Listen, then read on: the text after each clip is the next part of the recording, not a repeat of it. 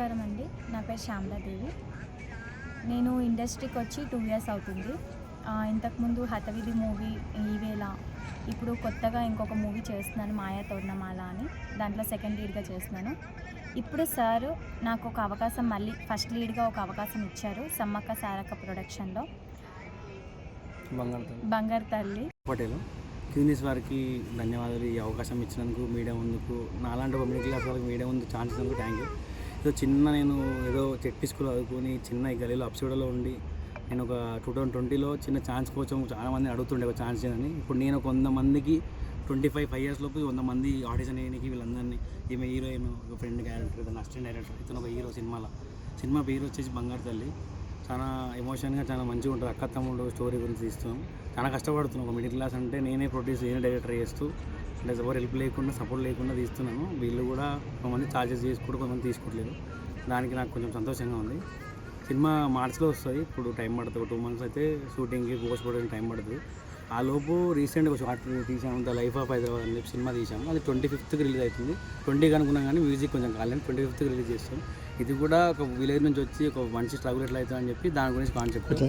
అది బాగుంటుంది. జీవన ఉపాధి నేను ఫ్లిప్కార్ట్లో చేస్తాను, షిఫ్ట్ ఇన్ఛార్జ్ చేస్తాను. అక్కడ 24 వస్తాయి. ఇప్పుడు ప్రస్తుతానికి అయితే 1 month లీవ్లో ఉన్నాను, జాబ్కి లీవ్లో పెట్టాను. నేను మా మదరే, నాకు ఫాదర్ కూడా లేడు. ఫాదర్ లేకపోతే ఇప్పుడు ఈ సినిమాలో ఇప్పుడు చేయడానికి దీనికి ఇన్వెస్ట్మెంట్ ఎవరు చేస్తారు? మరి నీకు ఇప్పటివరకు ఎంతమంది చేస్తున్నారు ఏంటి? మా ఫ్రెండ్ ఒక 25,000 ఇచ్చాడు ఫస్ట్ సినిమాకి. 26-30 ఇచ్చాడు. వెంకటేష్ అని, మరికొండ వెంకటేష్ అని అతను ఇచ్చాడు. దాని తర్వాత తను మధ్యలో ఆయనకి కొంచెం ప్రాబ్లమ్స్ వల్ల నేను తీసుకొని నేను చేశాను.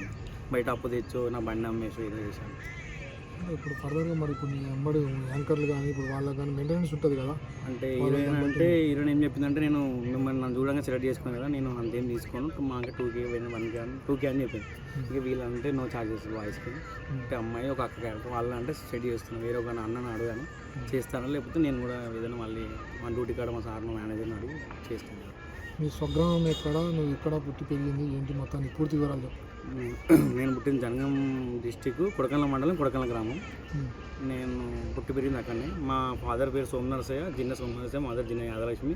నాకు తమ్ముడు ఉండే 6 years old. నేను చిన్న 7 years, ఆ 6 years ఉన్నప్పుడు అతను చనిపోయాడు.